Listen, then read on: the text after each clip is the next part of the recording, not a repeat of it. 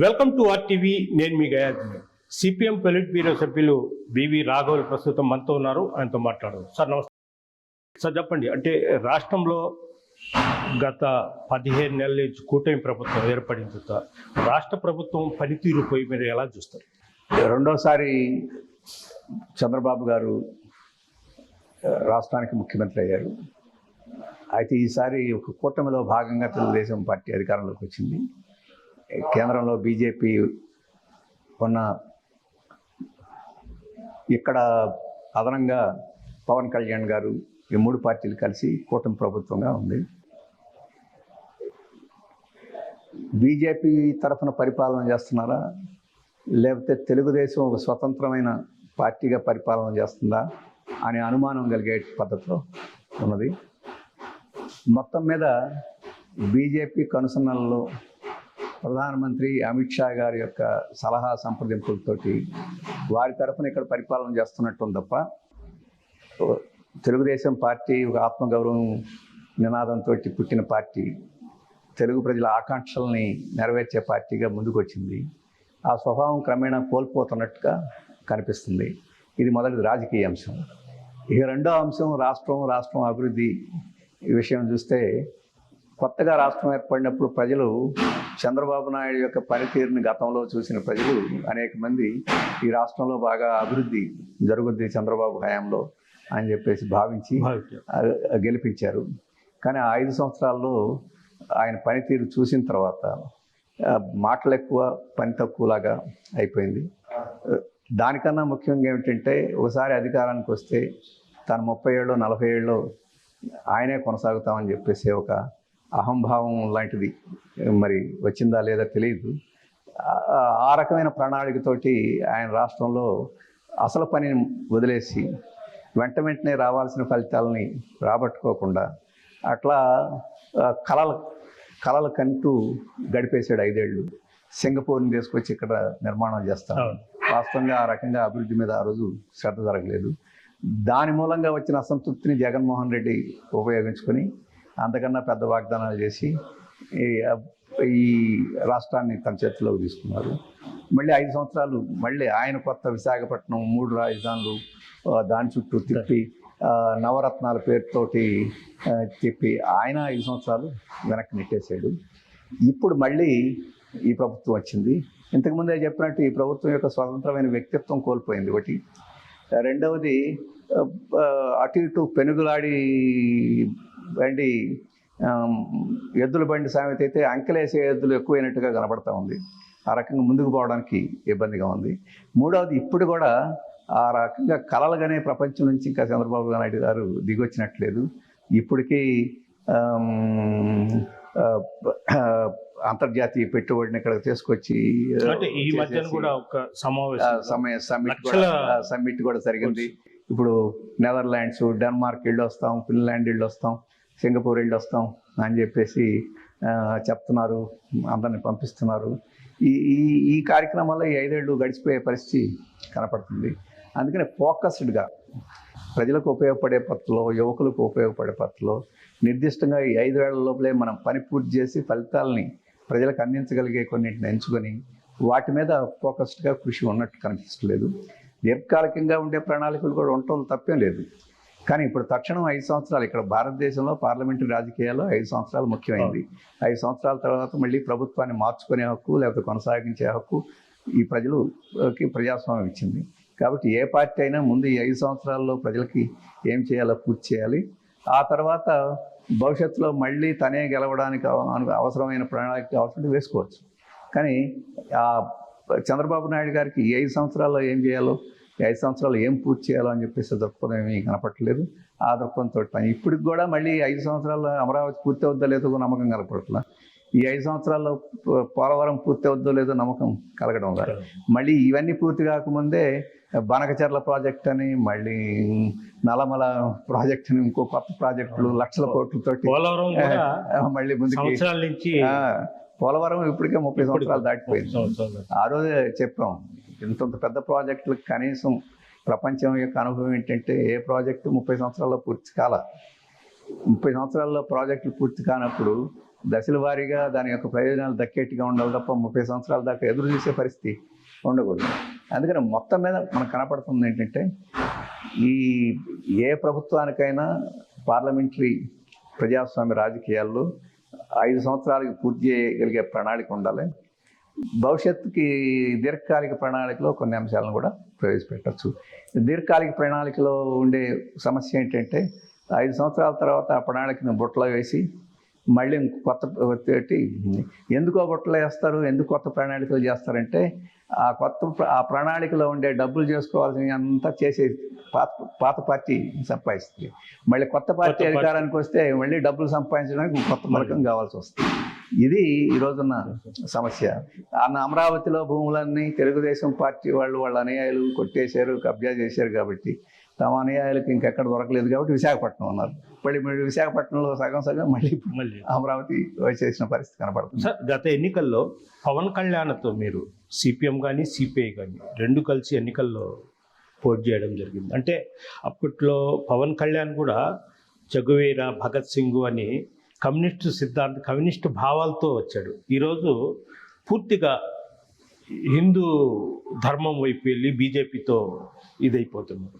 పవన్ కళ్యాణ్ విధానాన్ని మీరు ఎలా చూస్తారు? ఇప్పుడు మొదటిది ఏంటంటే ఈ మొన్నటి ఎన్నికల్లో మేము పవన్ కళ్యాణ్ పార్టీతోటి ప్రజారాజ్యంతో కలవాల 2019లో చేశా. 2019లో కలిసి ఒక వామపక్ష పార్టీలు, ప్రజారాజ్యం పార్టీ, ఒక ఫ్రంట్గా జనసేన పార్టీ ఫ్రంట్గా కట్టి ఆ రకంగా అప్పుడు పోటీ చేశాం. మేము ఒక విధానం కోసం ఉన్నాం కాబట్టి గెలిచాము ఓడాము అనే దాంతో నిమిత్తం లేకుండా మా విధానాన్ని మేము కొనసాగించాం. కానీ పవన్ కళ్యాణ్ గారు చెగువేరా బొమ్మ పెట్టుకున్నా రాజకీయాల్లోకి ఎందుకు వచ్చాడంటే కుర్చీ కోసం వచ్చాడు, విప్లవం కోసం కాదు వచ్చింది. చెగువేరా విప్లవం కోసం ఆయన పదవిని వదిలేశాడు. క్యూబాలో విప్లవం వచ్చిన తర్వాత ఫైడల్ కాస్ట్రో అధ్యక్షుడైన తర్వాత ఈయన విద్యామంత్రి, హోమ్ మినిస్టర్, కమాండరు, సైనిక కమాండర్ గారిని పదవులు వదిలేసి ఆయన్ని మానేసి కాస్ట్రో వీళ్ళందరూ చెప్పినా వినకుండా మళ్ళీ బొలీవియా అడవుల్లోకి వెళ్ళి అక్కడ విప్లవం కోసం కృషి చేశారు. ఈయన ఆ చెగువేరా పెట్టుకొని సినిమాని వదిలేసి పదవి కోసం రాజకీయాల్లో వచ్చారు. ఆయన అనుభవించడాన్ని వదిలేసి కష్టపడటానికి ఆయన సిద్ధమయ్యాడు. ఈయన అనుభవిస్తూ కొత్త రకమైన అనుభవం కోసం సినిమాల్లో కూడా రాణించాడు, డబ్బులు వచ్చినాయి, అనుభవం ఉంది, పేరు ఉంది. దాంట్లో కొనసాగి ఆ రకంగా పేరు కోసం అయితే అక్కడే కొనసాగించవచ్చు. కానీ సినిమా జీవితం కొంత పరిమితమైన జీవితం, ఆ తర్వాత కొత్త జీవితం సాధారణమైన ప్రజల సేవ కోసం అంకితం కన్నా ఇంకో పదవి సంపాదించుకోవాలని చెప్పేసి దృష్టితోటి అధికారానికి గతంలో ఎన్టీ రామారావు, ఎంజి రామచంద్రన్, జయలలిత వీళ్ళందరూ ఉన్నారు కాబట్టి మనం ఎందుకు ప్రయత్నం చేయకూడదు అనుకున్నాడు. పదవి కోసం వచ్చాడు. అంటే ఎందుకు చెప్తానంటే పదవి కోసం ఆయన వస్తే మనకి అభ్యంతరం అని కాదు. కానీ చెగువేరాను వదిలేసి వేషధరణం కూడా పూర్తిగా మార్చేశాడు. చెగువేరాను వదిలేసి పదవిలోకి రావడం, ఆ పదవి కోసం కూడా చెగువేరాకి సంబంధించి దగ్గరగా ఉండే భావాలతోటి కొనసాగితే అది ఇంకో రకమైన అభ్యంతరం. అది మొదటి దశలో ఆ రకంగా చేశారు. మాతోటి కలిసినప్పుడు కూడా అవే చెప్పారు. కానీ అకస్మాత్తుగా ఈ రకమైన భావాలతోటి కష్టాలు ఎక్కువ, పదవులు తొందరగా రావని చెప్పేసి నిర్ధారణకు వచ్చినట్టుంది. సులభమైన మార్గం ఏంటంటే కాషాయ దుస్తులు వేసుకుంటే, బీజేపీ వారి యొక్క గౌరవం పొందితే, అమిత్ షా గారి గౌరవం పొందితే సులభమేమని చెప్పేసి అనుకున్నారు. ఒకటి, దేశవ్యాప్తంగా ఈ సనాతన ధర్మం లేకపోతే మతభావాలు ఇటువంటివి కాస్త ఎక్కువ ప్రజలని ఆసక్తిగా ఉన్నారు కాబట్టి, ఆ ఆసక్తి ఉంది కాబట్టే బీజేపీకి ఓట్లు వేస్తున్నారు కాబట్టి మనం కూడా అటువంటి పద్ధతిలో ప్రజలను ఆకర్షిస్తే చెగువేరా బొమ్మ కన్నా కాషాయ బొమ్మ ఆకర్షణ అని చెప్పేసి మార్చారు. అంటే ఒకసారి పదవీ వ్యామోహం, ఆశయ బలం కన్నా పదవీ వ్యామోహం వస్తే ఎంత సులభంగా పార్టీలు మార్చేస్తారు, ఎంత సులభంగా ఆశయాలు కూడా మార్చేస్తారని చెప్పేసి దానికి మనకి పవన్ కళ్యాణ్ గారి లాంటి కన్నా మంచి ఉదాహరణ ఏమీ లేదు. మేము చంద్రబాబు గారితో రాజకీయంగా విభేదిస్తాం, అలాగే జగన్మోహన్ రెడ్డితో విభేదిస్తాం, ఎన్టీ రామారావుతో విభేదించాం. వాళ్ళు ఎంత ఉల్టా సీదగా ఇప్పుడు రాజకీయాలు విధానాలు మానేసినట్లేదు. ఇప్పుడు చంద్రబాబు నాయుడు గారు బీజేపీ తోటి చాలా దగ్గరగా అంటగాగే ఉన్నారు. జగన్మోహన్ రెడ్డి దాదాపు బీజేపీకి భజనే చేశారు. కానీ అయినా వాళ్ళు లౌకికవాదం వదులుకున్నారని నేను అనుకోవడం లేదు. అవును, వాళ్ళ మనసులో ఏముందో తెలియదు. అవును, కానీ ఈయన అసలు మనసులో ఏముందో తెలియదు, కానీ బయటికి లౌకికవాదం వదిలేసుకొని కాషాయ దుస్తులు వేసుకొని పూర్తిగా మారిపోయి ప్రజలకు ఏమైనా అనుమానం వేస్తుందేమో, ఈయన సనాతన ధర్మం కోసం నిలబట్టడం లేదని అనుమానం వస్తేమో, ఆ సనాతన ధర్మాన్ని అనుసరించే వాళ్ళకన్నా ఇంకా పెద్ద సనాతన వాదిలాగా ఆయన ప్రజల ముందు నిలబడటానికి ప్రయత్నం చేయడం, అవకాశవాదంలో కూడా ఇంకొక హయ్యెస్ట్ స్టేజ్ ఆఫ్ ఇదిగా అనిపించింది. అంటే రాజకీయాల్లో అవగాహన లేదని అనుకోవచ్చా? అవగాహన, పదవి వ్యామోహం అంటే అన్ని అవకాశాలు వస్తాయి. ఆశయబలంతో కొనసాగించి పదవి ఎప్పుడు వస్తే అప్పుడు వస్తుందని చెప్పేసి పనిచేయడం వేరు. పదవి అర్జెంటుగా రావాలంటే ఏ మార్గంలో పోతే బాగుంటుందో ఆలోచించడం వేరు. ఇప్పుడు ప్రస్తుతానికి కాషాయం అత్యంత ఉపయోగకరమైన, అత్యంత fastest way of fast food లాగా కనిపిస్తుంది. అందుకని అటు మారిపోయారు. అది ఎంతకాలం ఉంటుంది అని చెప్పేసి మళ్ళీ బీజేపీ ప్రభావం పడిపోయింది అనుకోండి, ఏమవుతుందో చూడాల్సి ఉంటుంది. సార్, ఇంకోటి అంటే సిపిఎం పార్టీ సాయుధ పోరాటాన్ని వ్యతిరేకిస్తుంది, తుపాకీ పట్టడము, హింస ఇది.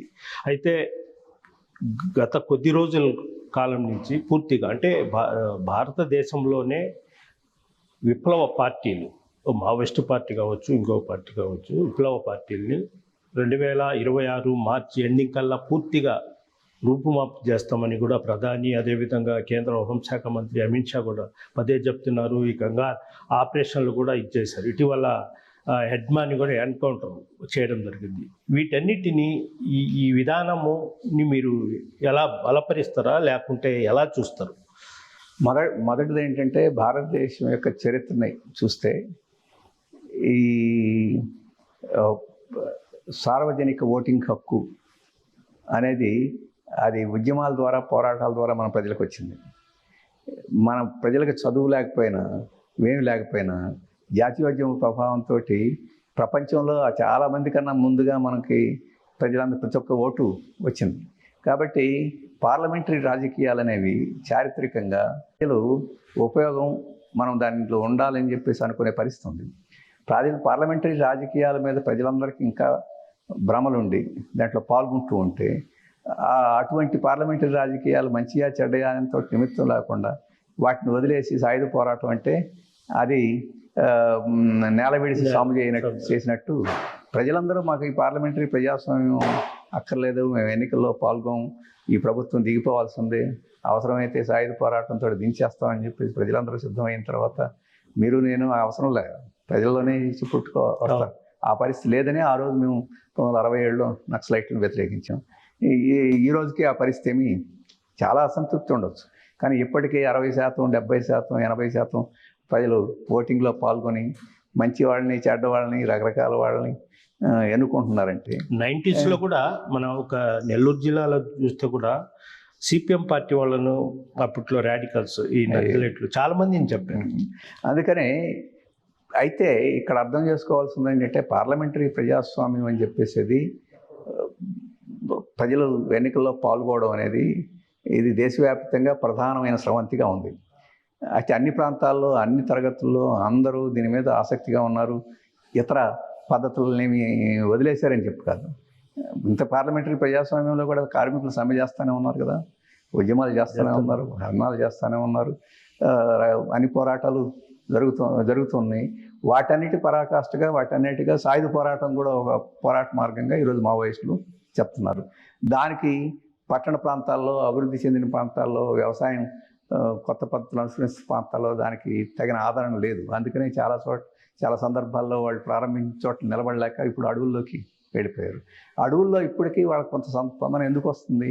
మొత్తం అక్కడ అడవుల్లో ఉండే గిరిజనులందరినీ పూర్తిగా వాళ్ళు మనుషులుగా కూడా వాళ్ళని చూడకుండా వాళ్ళ యొక్క జీవన ప్రమాణాలని, వాళ్ళ కల్చర్ని, వీటన్నిటిని ఈరోజు పెట్టుబడి కోసం, వాటి కోసం పూర్తిగా ధ్వంసం చేస్తున్నారు. కాబట్టి వాళ్ళు ఇప్పుడు వరకు బతుకునన్నా కోల్పోవాలి, లేకపోతే ఎదురు తిరగాలని చెప్పేసి పరిస్థితి సృష్టించారు. కాబట్టి మావోయిస్ట్ రాజకీయాలకు కొంత అక్కడ స్పందన ఉంది. అందుకని అక్కడ వాళ్ళు ఉన్నారు. కానీ అదంతా చిన్న భాగం భారతదేశంలో. మన మన భారత రాజ్యం కానీ భారత సైన్యం కానీ ఇదంతా కూడా దేశానికంతటికి ఇంత పెద్ద శక్తి. ఆ శక్తి చిన్న దాంట్లో తట్టుకోలేక ఇప్పుడు ఈరోజు పోతున్నారు. నేను ఇక్కడ చెప్పదలుచుకున్నది ఏంటంటే, ఈరోజు కాశ్మీర్ని రాష్ట్రంగా తీసేసి కలిపేస్తే 370 అంటే ఉగ్రవాదం పోద్దన్నారు. ఉగ్రవాదం ఏం పోయింది? కానీ రాష్ట్రం ఏర్పాటుకి 370కి ఉగ్రవాదానికి ఏం సంబంధం లేదు. ఆ ఉగ్రవాదం అక్కడ ప్రజల్లో తీవ్రమైన అసంతృప్తి, వాళ్ళకు వచ్చిన వాగ్దానాలు అమలు జరపడం లేదు కాబట్టి కొంతమంది ఇటువంటి ఉగ్రవాదం తప్ప మనకు మార్గం లేదనుకుని వాళ్ళకి సహాయం చేస్తున్నారు. అటువంటి సహాయం చేసేవాళ్ళు లేకపోతే అక్కడ ఉండరు. అలాగే ఈరోజు నేరాలు చాలా జరుగుతున్నాయి. ఆ నేరాలకి పునాదిగా ఉండే వాటిని రద్దు చేయకుండా, అలాగే ఈరోజు కొంతమంది అయినా మావోయిస్టులు చేసే వాటికి మద్దతుగా కొంతమంది ప్రజలైనా ఈరోజు వస్తున్నారంటే అక్కడ వాళ్ళకి ఎందుకు అంత రాజ్యం మీద అంత కోపం ఎందుకు అని చెప్పేసి పరిష్కారం చేయకుండా ఎన్కౌంటర్లు ఎన్కౌంటర్లు చేసేస్తే 2026 మార్చి కల్లా నాశనం చేస్తామని చెప్పేసి ఆయన ప్రకటన చేస్తే ఇక్కడ నాశనం అయిపోద్దని చెప్పి టోటల్ మీద అటవీ సంపదని కొల్లగొట్టడం కోసమే ఇదంతా జరుగుతుందని భావించుకోవచ్చు. అడవి ఒకటి మావోయిస్టుల కోసం, మావోయిస్టులకి ఎంత మద్దతు ఎందుకు వచ్చింది అటవీ ప్రాంతాల్లో? తమ హక్కుల రక్షణ కోసం వీళ్ళైతే పనికొస్తారని భావించారు కాబట్టి జరుగుతుంది. ప్రభుత్వానికి ఎందుకు కోపం వచ్చింది? ఇంత నాశనం చేయాలని చెప్పేసి పరిస్థితి ఎందుకు వచ్చింది? ఆ అడవి ప్రాంతాన్ని వీళ్ళు ముట్టుకోకపోతే ఏమిటి కొంపలు మునిగిపోతాయి. అడవి ప్రాంతాలు ఆ గిరిజనులు ఉంటారు, వీళ్ళు ఉంటారు ఉంది. ఎందుకు అత్యవసరంగా ఇన్నాళ్ళ నుంచి ఉన్నప్పుడు ఎందుకు అంటే అక్కడ ఈ ఖనిజ సంపద ఇవన్నీ ఉన్నాయి కొండల్లో. ఇప్పుడు ఈరోజు రేర్ ఎర్త్స్ కావాలంటున్నాం, అల్యూమినియం కావాలంటున్నాం, ఇవన్నీ బాక్సైట్, ఇవన్నీ ఆ కొండల్లోనే ఉన్నాయి. ఆ కొండల్ని ఒట్టి కొండ కాదు, ఆ కొండ మీద అడవి ఉంది. ఆ అడవిలో గిరిజనులు ఉన్నారు. వాళ్ళందరినీ ఖాళీ చేయించకుండా వాళ్ళని ఖాళీ చేయించంటే వాళ్ళకి చదువు చెప్పి, వాళ్ళ బాగా విజ్ఞానం నేర్పి, వాళ్ళకి మంచి ఉద్యోగాలు ఇచ్చి ఖాళీ చేయడం అది ప్రభుత్వం చేయదు. కాబట్టి వెళ్ళగొట్టడం తప్ప ఇంకో మార్గం లేదు. వెళ్ళగొట్టడానికి వాళ్ళు వెళ్ళిపోవడానికి సిద్ధం కాబట్టి ఎదురు తిరిగే పరిస్థితి ఉంది. అందుకని ఈరోజు సైన్యాన్ని దించి దాన్ని పూర్తిగా నాశనం చేశారు. కానీ ప్రధానమైన అంశం అది. లేకపోతే రెండే మార్గాలు. ప్రభుత్వం అక్కడ అభివృద్ధి చేయాలి, అక్కడ ప్రజలను అక్కడే ఉంచి అభివృద్ధి చేయాలి, లేకపోతే స్వాధీనం చేసుకోవాలి. సార్ ఒకటి ఎగ్జాంపుల్, ఇండియా పాకిస్తాన్ యుద్ధం జరుగుతున్న సమయంలో కూడా మన ఆర్మీ వాళ్ళకు దొరికిన, వాళ్ళ మనుషులు దొరికిన వాళ్లకు చట్టపరంగా కోర్టుకు హాజరుపరిచి జైలుకి పెట్టడం అంటే జరుగుతుంది. ఈ మావోయిస్టులను ఆ విధంగా కాకుండా పట్టుకొని కాల్చి చంపడం అనేది దాన్ని మీరు మొదటిది ఏంటంటే, ఆ రెండు దేశాల మధ్య జరిగినప్పుడు అంతర్జాతీయంగా కొన్ని ప్రమాణాలు ఉన్నాయి, అవి ఉన్నాయి, రూల్స్ అవి ఉన్నాయి. కానీ ఇది అంతకన్నా పెద్ద ప్రమాదంగా ఈరోజు మనం రాజ్యం భావిస్తుంది.